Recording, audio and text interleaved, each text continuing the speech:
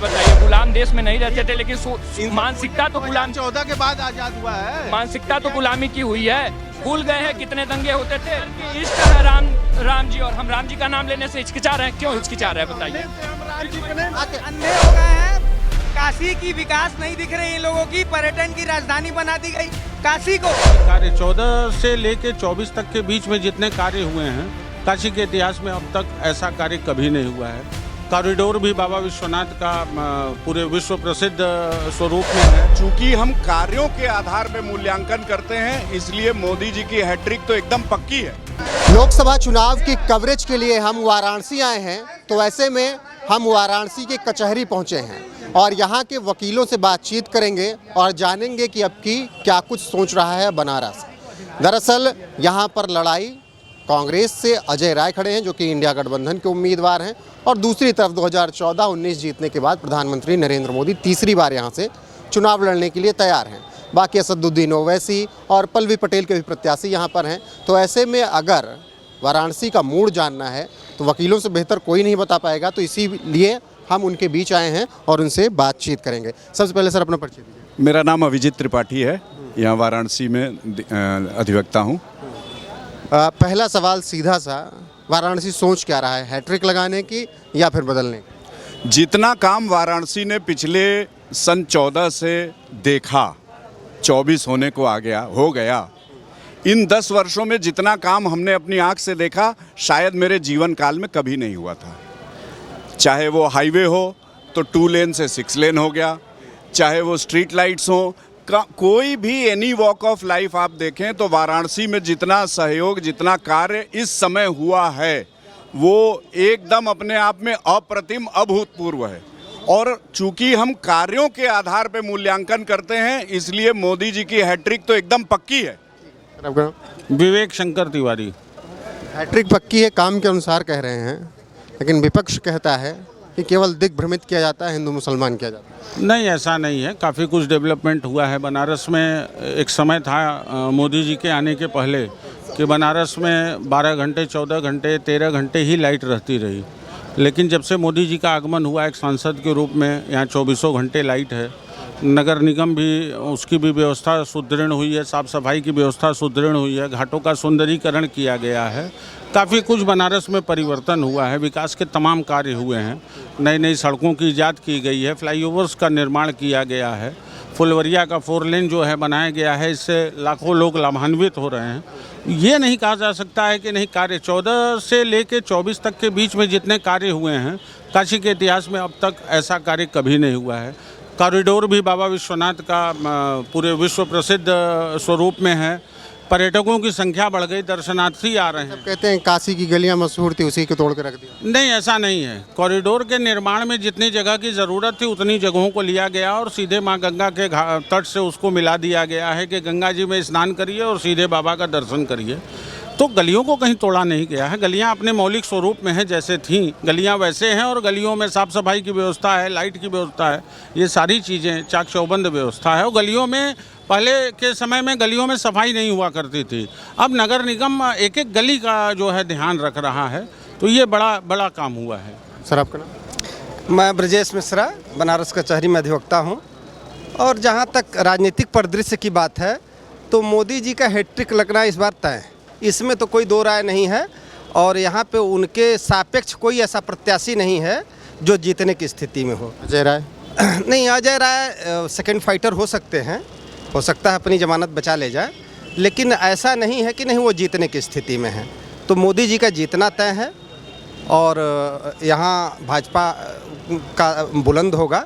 2-3 चीज़ें हम इंफ्रास्ट्रक्चर के मामले में बीजेपी ने बहुत बढ़िया काम किया, बिजली के मामले में बढ़िया काम किया, लेकिन फिर भी बड़ा दुखद यह है कि इतने अच्छे काम होने के बावजूद भी वो रोज़गार के नाम पे वोट नहीं मांग सकते।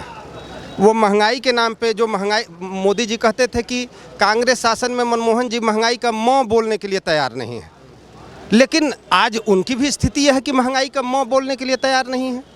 आज वो भी चिकित्सा के क्षेत्र में भ्रष्टाचार चरम पे है। इस समय बीजेपी शासन में भ्रष्टाचार चरम पे है, जिस पे ध्यान नहीं दिया जा रहा है।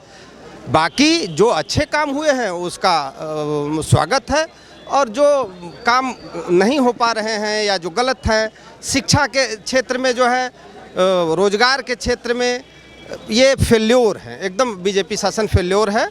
फिर भी जो आप लोगों के मीडिया का प्रभाव है उसके कारण भाजपा जीत जाए, लेकिन जो है बाकी हमें नहीं लगता है कि नहीं, वो अपने कार्यों के आधार पे तो नहीं जीत पाएगी। हाँ, आपका नाम? मैं एडवोकेट दिनेश दीक्षित। दिनेश जी, आपको क्या लग रहा है, काशी क्या कुछ सोच रहा है? नहीं, काशी अभी हम लोग की बात हो रही थी तो एक बड़े भाई हमारे बगल में खड़े हैं, इन्होंने बताया जब हमारे बड़े भाई विवेक शंकर तिवारी जी और बगल में भैया बोल रहे थे, तो सूर्योदय 2014 के बाद ही काशी में हुआ है। इसके पहले तो अंधेरा था, सूर्य भी नहीं उगते थे। जब मोदी जी यहाँ पर आए और अष्ट सिद्धि, जैसा कि अमित शाह जी ने कहा कि अष्ट सिद्धि काल भैरव बाबा ने उनको दे दी है, भला हुआ ये नहीं कहा अष्ट सिद्धि जानकी माता जी ने दिया है, वो तो काल भैरव बाबा। तो जब अष्ट सिद्धि पा करके और जब मोदी जी बनारस में आए तब यहाँ सूर्योदय हुआ, उसके पहले तो यहाँ कुछ नहीं था। और आप अगर चले जाएं, जैसा कि आपने प्रश्न किया कि घाटों की स्थिति क्या है, निश्चित रूप से घाटों की स्थिति सुधरी है, लेकिन गंगा के अर्धचंद्राकार स्वरूप का क्या हुआ? उस पर कोई बोलने वाला है या उस पर कोई सोचने वाला है? उसको कोई देखने वाला है? कोई नहीं है। कारण क्या है? हम बस चिल्लाते हैं कि हम बहुत बड़े धार्मिक हैं, हम बहुत बड़े धार्मिक हैं, लेकिन हमको काशी और काशी की वास्तविक धार्मिकता के बारे में कुछ जानकारी नहीं है। और 90% लोगों को जानकारी नहीं है काशी में रहने वाले, जिसका दुरुपयोग करके नरेंद्र मोदी जी ने और उनकी जो टीम है, जैसा कि भैया ने कहा आप मीडिया वालों, उसमें आप लोग भी शामिल हैं, ये जो टीम है, इस पूरी टीम का जो खेल है, उसके कारण काशी अपने जिस रूप में, लेकिन आज भी काशी के लोग पानी के बिना तड़प रहे हैं। मूलभूत सुविधा जो है पानी, आज भी लो वोल्टेज की समस्या काशी में व्यापक पैमाने पर है। आज भी जो 24 घंटे बनारस को बिजली मिलनी चाहिए वो बिजली नहीं मिल रही है। इन्वर्टर है, सबके पास इन्वर्टर हो गया है तो सब लोग वाह वाह वाह वाह किए हुए हैं, लेकिन आज भी 18 घंटे बिजली मिल रही है बनारस को। जितना काम हुआ है, लौहराबीर का पार्क आप देखे होंगे, लौहराबीर का पार्क जाके देखिए, एक छोटा सा पार्क है लौहराबीर चौराहे पर, चौराहे का पार्क समझ सकते हैं। 8 करोड़ रुपए का क्या वो पार्क बनेगा क्या? लेकिन 8 करोड़ रुपए का वो पार्क बना। भ्रष्टाचार पर्याप्त मात्रा में बनारस में इस मात्रा में हुआ है जिसकी आप कल्पना नहीं कर सकते। अगर जैसा कि लोग कह रहे हैं कि राम आ गए हैं, तो निश्चित रूप से अगर राम आ गए हैं तो कालनेमी का वध होगा, और जब कालनेमी का वध होगा तब पता चलेगा बनारस को किस प्रकार से लूटा गया है। बाबा विश्वनाथ के मंदिर में जो बना है, जो मंदिर जिसको कह रहे हैं कॉरिडोर, वहाँ किस प्रकार से एक सेखुआ की लकड़ी चोरी हुई है। पटिया को किस प्रकार से ये चाट गए, बनारस की पटिया तक को चाट गई है, जो गलियों में पटिया बिछती थी उसको ये चाट गए हैं। तो निश्चित रूप से वो चीज़ें सामने आएंगी। और जहाँ तक बनारस के अन्य विकास की बात है, तो निश्चित रूप से जैसा अन्य सरकारें करती हैं उस हिसाब से हुआ है, जिस हिसाब से पैसा आया है उस हिसाब से कुछ नहीं हुआ है, सारा भ्रष्टाचार हुआ है। आपका नाम? अमित द्विवेदी, एडवोकेट। वाकई में जो भैया कह रहे हैं इस तरीके से भ्रष्टाचार हुआ है बनारस?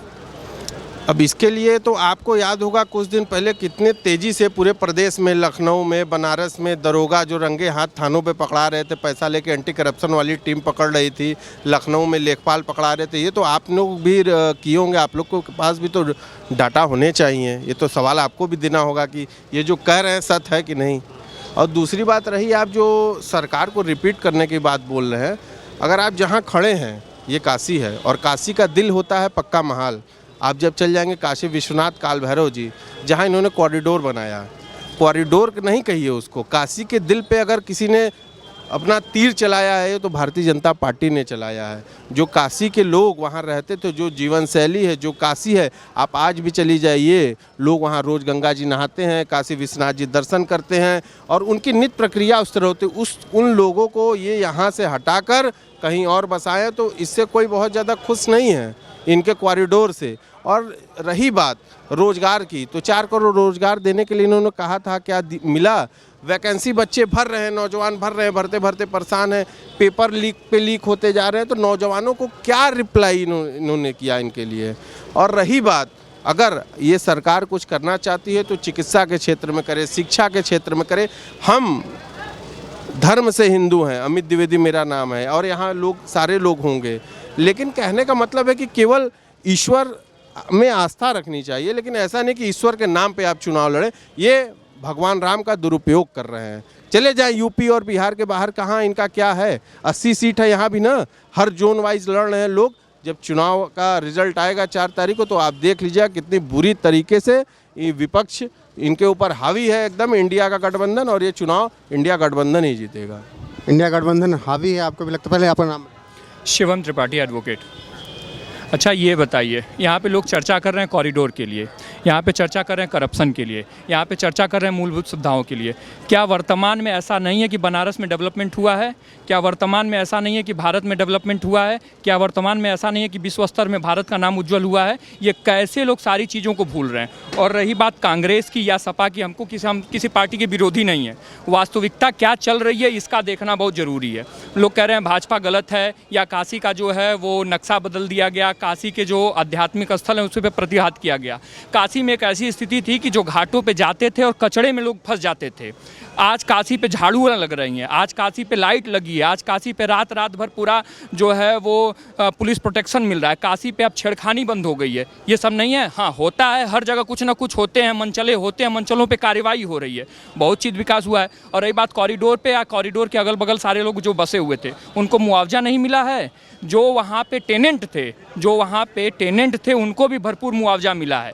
जो अपने पक्ष में सारी बातें रखे हैं, जिनका लीगल डॉक्यूमेंट था, जिनकी प्रॉपर्टी थी, उनके हिसाब से उनको मिला है, उनके हिसाब से उनकी प्रॉपर्टी का वो हुआ है। और रही बात जो वैकेशन की आ रही है या भर्तियों की बात, इतना ज़्यादा डेवलपमेंट हो रहा है, क्या मैन पावर के बिना हो रहा है? और जो मैन पावर के बिना हो रहा है उनको क्या मजदूरी नहीं मिल रही है? उनके यहाँ उनको पैसा नहीं दिया जा रहा है? ये जो मैन क्या मतलब नौजवानों को मजदूर बनाएंगे, यही नौजवानों को मजदूर बनाएंगे। इनसे बड़ा कॉरिडोर हुआ है। इनसे पूछिए कि 2014 के पहले जो कंगना रनौत का क्लिप चल रहा है, 2014 के पहले ये गुलाम देश में रहते थे क्या? जरा अच्छा ये बताइए, गुलाम देश में नहीं रहते थे, लेकिन मानसिकता तो गुलाम 2014 के बाद आजाद हुआ है। मानसिकता तो गुलामी की हुई है। भूल गए हैं कितने दंगे होते थे? मानसिकता गुलामी की आज के समय में है आपकी। नौजवानों को मजदूर बनाएंगे ये। इनकी मानसिकता आज गुलामों की है, इसलिए आज गुलामों की है कि इनको विकास, ये कह रहे हैं विकास नहीं दिख रहा है। आपको भ्रष्टाचार नहीं दिख रहा है? आंख बंद कर ली है बनारस में। अच्छा भ्रष्टाचार में कमी नहीं हुई है? अच्छा ये बताइए, दंगे आप देखे हैं? आप कोई दंगे का 14 से कहाँ से पकड़ा रहे हैं? थाने पे 10,000 रुपया लेके पकड़ा रहे हैं कि नहीं पकड़ा रहे हैं? इनसे पूछिए ना। पकड़ा तो रहे हैं। पहले करप्शन होता था, दरोगा का नाम तक नहीं आता था। आज वीडियो रिकॉर्डिंग हो रही है, उस पे एक्शन लिया जाता था। पहले एक्शन क्या करप्शन नहीं थी? पहले कंगना रनावत जो बोली है कि 2014 की बात ये नहीं बताइए। हमारी बात सुनिए। देखिए जो विपक्ष है, विपक्ष की बात नहीं है, लेकिन जो हम वास्तविकता बता रहे हैं। बात नहीं, देश की बात कर रहे हैं। अच्छा देश में विकास नहीं हुआ है?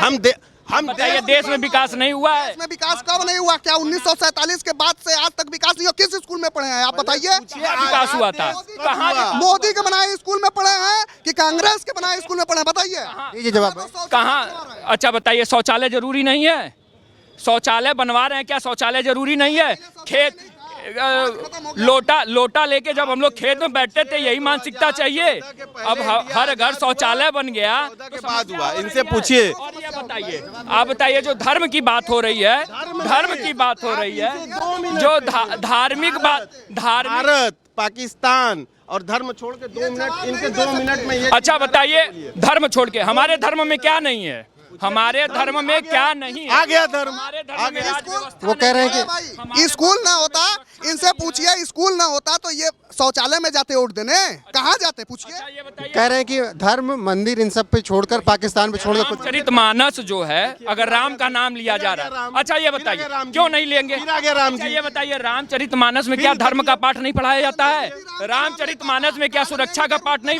अगर हम राम को नाम लीजिए, राम जी है, गणेश जी का नाम लीजिए, काल नेम भी राम का नाम लीजिए। भगवान शंकर के इष्ट हैं राम जी, और हम राम जी का नाम लेने से हिचकिचा रहे हैं। क्यों हिचकिचा रहे हैं बताइए? से हम राम जी को नहीं आते हैं अभी। ये लोग अंधे हो गए हैं। काशी की विकास नहीं दिख रही इन लोगों की। पर्यटन की राजधानी बना दी गई, काशी को केंद्र बना दिया गया, उच्च स्तरीय सारी व्यवस्था मिलने लगी। 25 साल आगे चली गई काशी। लोग अंधे हो गए हैं, विकास नहीं दिख रहा है। ये लोग चापलूस है, अपनी स्वार्थ दिख रही है लोगों को।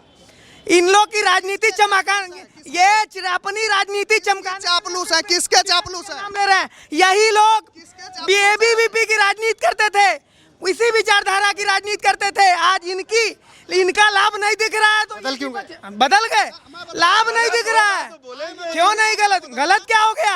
आपको गद्दी नहीं मिली, आपको व्यवस्था नहीं मिली तो काशी बेकार हो गई। क्यों बदल गए? सुनिए, हमारे अंदर इतना टैलेंट नहीं है, हमारे अंदर इतना टैलेंट नहीं है, इनके अंदर उतना टैलेंट होगा। हो सकता है कि मैं विद्यार्थी परिषद से जो भी था, मेरे अंदर इतना टैलेंट नहीं है कि भाई साहब बैठे और भाई साहब के मुंह में जब थूक आए और वो थूके तो मैं लेकर कहूँ भाई साहब थूक दीजिए, हम बाहर फेंक दें। आप चाट भी लिए हैं, थूक चाटने के बाद आप घोट भी चुके हैं। पर्सनल हो रहा है, पर्सनल हो रहा है। पर्सनल हो रहा है। देखिए, वास्तविकता ये है, हम ये नहीं कहते हैं कि मोदी जी जो हैं वो प्रभु राम के अवतार है। मोदी जी जो हैं वो कार्य कर रहे हैं, देश के लिए कार्य कर रहे हैं, प्रदेश के लिए कार्य कर रहे हैं, बनारस के लिए काम कर रहे हैं। पता लगाइए, लेकिन वास्तविकता ये है, वास्तविकता ये है, लक्ष्मण जी कहाँ है? देखा जाए, भाजपा गवर्नमेंट व्यक्तिगत, भाजपा गवर्नमेंट। अच्छा रुके एक मिनट, मंगलसूत्र पे ही आ रहे थे, मंगलसूत्र पे ही आ रहे थे कि अगर कांग्रेस आई, मोदी जी कह रहे हैं तो घर का मंगलसूत्र तक बिकवा देगी, उस पर फिर आपका रिएक्शन क्या होगा? अच्छा, ये बताइए, भारत में सब पूरे विश्व स्तर में जितना गोल्ड भारत के पास है उतना किसी के पास है नहीं। ठीक है, नहीं है, उनको जिम्मेदारियां नहीं है तो वो कहाँ से समझेंगे दर्द? अच्छा, 2014 से कोविड में इतना राशन बंटवाए, वो किसी को नहीं दिख रहा है। मंगलसूत्र दिख रहा है। कोविड था 2014 से, कोविड में 19-20 में नहीं था, राशन बिटवाए, खाने के लिए लोग मर रहे थे, कोई जा नहीं रहा था, राशन की व्यवस्था की है, कौन किया? भाजपा गवर्नमेंट। इन्होंने ऐसी स्थिति ला दी है, इन्होंने ऐसी स्थिति ला दी है कि वास्तविकता में जो आप ध्यान देंगे अगर 2014 के पहले, 14 के उससे पहले क्या बोल दीवान जी, चला उधर, हाँ तो चलो हटा पहले, तो 2014 से पहले राशन कार्ड की डिपेंडेंसी लोगों की कम हो गई थी, लोग राशन की दुकानों पर नहीं जाते थे। इन्होंने ऐसी व्यवस्था डेवलप की कि आज 80 करोड़ लोग राशन की दुकानों पर फिर से निर्भर हो गए। यह गरीबी आई कि नहीं आई? जो राशन की दुकान से दूर हो गए वो फिर राशन की दुकान के समीप हो गए। क्यों? रोजगार नहीं है, आमदनी नहीं है, लोग कमा नहीं पा रहे हैं, लोग को खाने की दिक्कत है, तमाम व्यवस्था है। और ये 2014 के बाद की स्थिति आई, 2014 के बाद की व्यवस्था धीरे धीरे डिपेंडेंसी करके 2014 में मनमोहन सिंह जी के प्रयास से, कांग्रेस के प्रयास से राशन की डिपेंडेंसी जो लोगों पे थी वो खत्म हो गई, तो लोग राशन की दुकानों पर नहीं जाते थे। लेकिन आज की जो स्थिति है वो फिर से लोग राशन की लाइन पर जाइए, राशन की दुकानों पर देखिए कैसे लाइन लगा रह रहा है। वो किसकी कमी है? आपने लोगों को इस स्थिति में लाया कि लोग फिर राशन की दुकानों पर, और इसका कारण क्या है? अमरीश पुरी की एक पिक्चर है जिसमें वो राशन बंटवाता है और उसमें उसका भतीजा जब कूदता है कहता है कि अरे ये क्या कर रहे हैं। सरकारी दुकानों पे जो राशन बंटता था 2014 के पहले, हम वास्तविकता बता रहे हैं, राशन कार्ड पे सारा चीज चढ़ता था, चीनी चढ़ती थी, चीनी नहीं मिलती थी, 7 किलो गेहूं चलता था, गेहूं नहीं मिलता था। आज जो राशन पे वास्तविकता राशन मिल रहा है, कागज पे है, वो राशन धारकों को मिल रहा है। पहले भी राशन बढ़ता था लेकिन राशन किसी के घर पहुंचता नहीं था, ये तो वास्तविकता है। आज जो ये लोग करप्शन की बात कर रहे हैं कि करप्शन, पहले भी करप्शन होता था, वो आता नहीं था, अब करप्शन हो रहा है तो सामने आ जा रहा है, चाहे वो प्रशासन का हो या किसी और व्यवस्था की हो। इनके प्रतिनिधि अपनी भरे मंच से कहते थे मैं 1 रुपया भेजता हूँ तो नीचे 10 पैसे या उससे भी कम पहुँचता है। ये हमारी सबसे बड़ी क्षति है इस सरकार की, तो वो एक्सेप्ट करते थे। आज के डेट में सरकार से जो सुविधाएं मिल रही हैं वो डायरेक्ट खाते में आ रही हैं, किसी बिचौलिए का कोई काम नहीं रह गया है। अभी लोगों को डर रहा है, ये लोग बिचौलिया का ही काम करते थे पहले, तो बिचौलिया जब रह नहीं गए तो अब परेशान है कि अब फिर सरकार उन्हीं की आए, बिचौलियों की सरकार आए जो बीच में दलाली कर सकें। अब दलालों को खत्म कर दिया गया तो ये दलाल की भूमिका में आ गए हैं। भाजपा जो है वो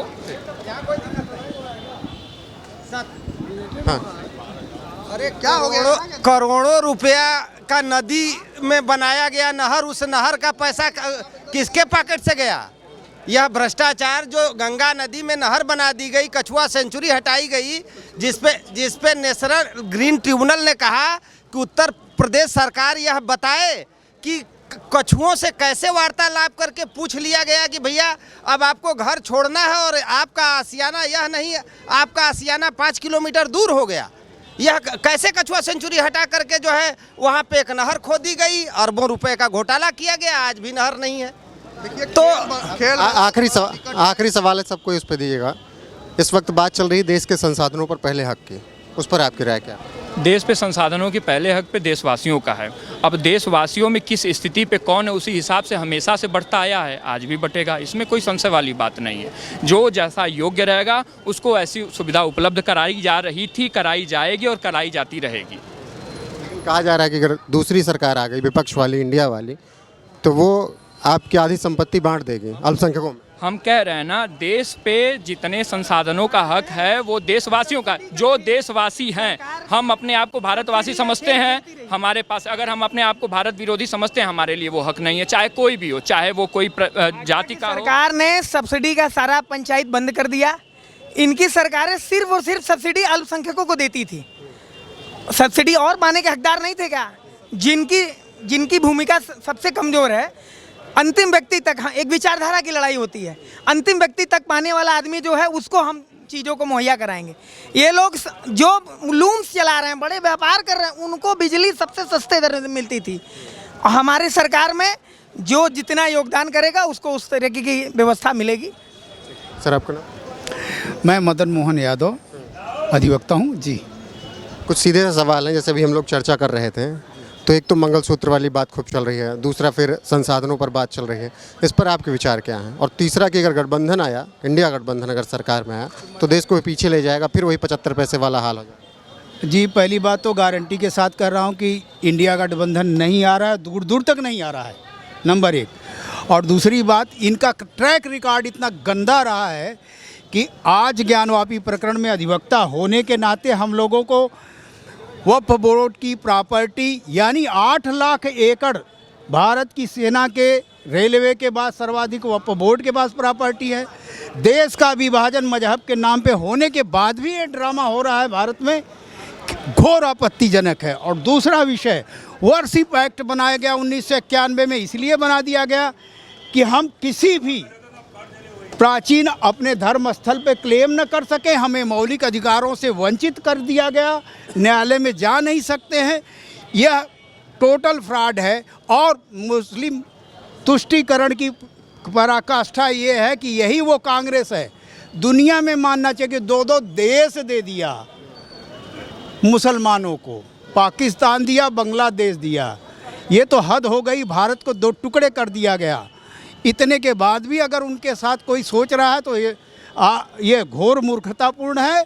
और आज क्या नहीं मिल रहा है, अंतर्राष्ट्रीय स्तर पे भारत का सम्मान बढ़ा है, 5वीं अर्थव्यवस्था हो गए। माननीय प्रधानमंत्री जी तीसरी अर्थव्यवस्था के लिए बनाने के लिए ताल ठोक रहे हैं।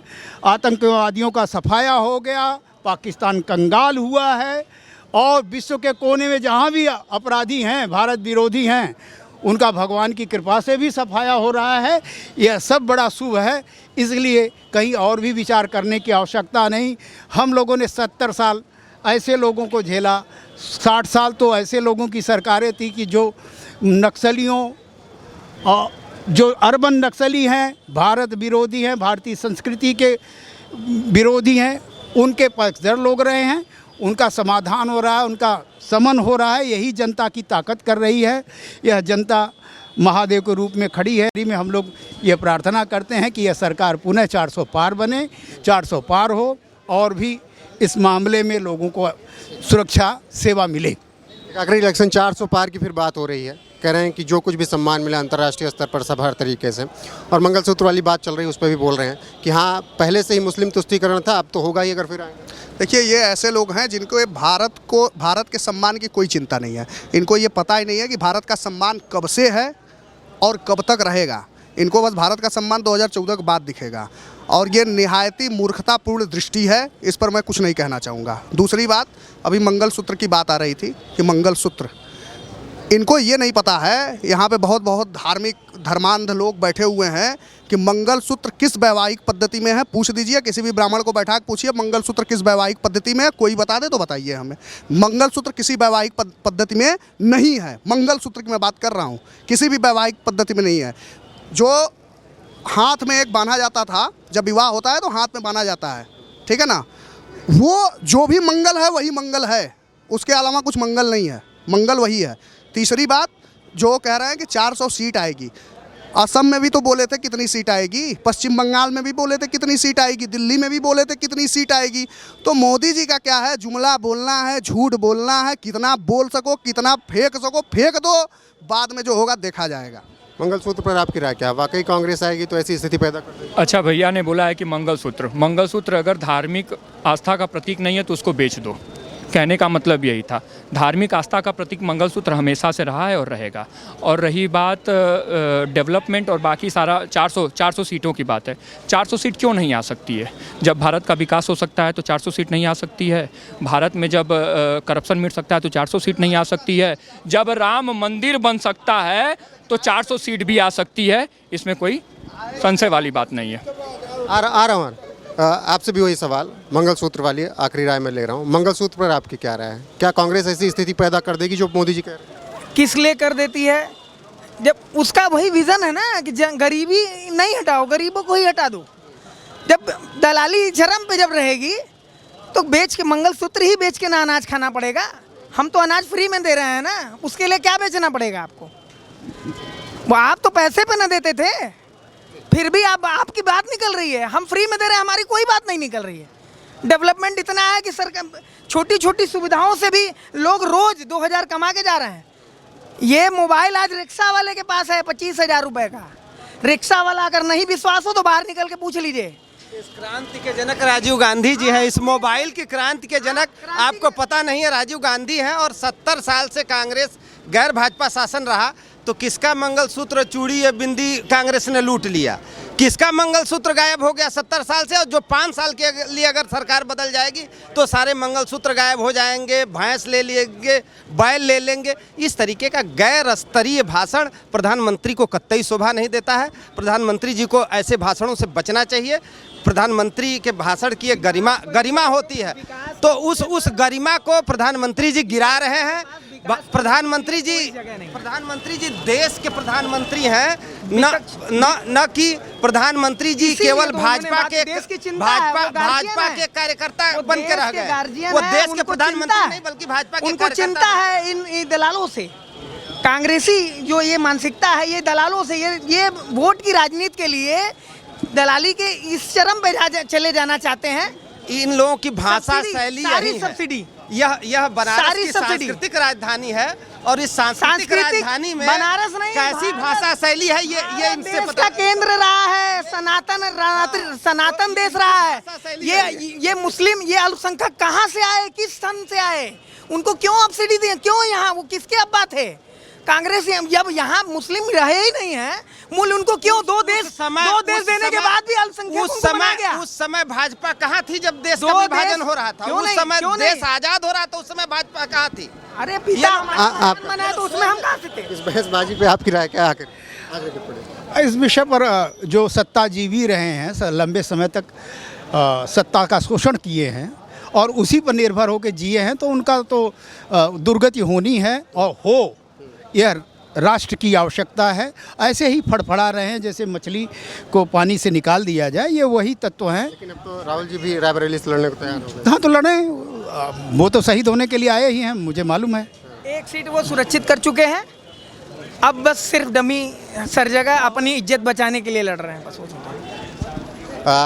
तो फिलहाल वाराणसी से यहाँ पर वकीलों से बातचीत की और फिर उन्होंने तमाम मुद्दों पर भी बात की और बाकायदा जो इस वक्त लोकसभा चुनाव के दौरान बयानबाजियाँ हो रही हैं उस पर भी उन लोगों ने अपनी राय रखी है। फिलहाल अब आपकी बारी है, वीडियो को शेयर कीजिएगा, कमेंट करना ना भूलिएगा। सहयोगी सौरभ और कैमरामैन पिंटू के साथ वाराणसी से रोहित पांडे।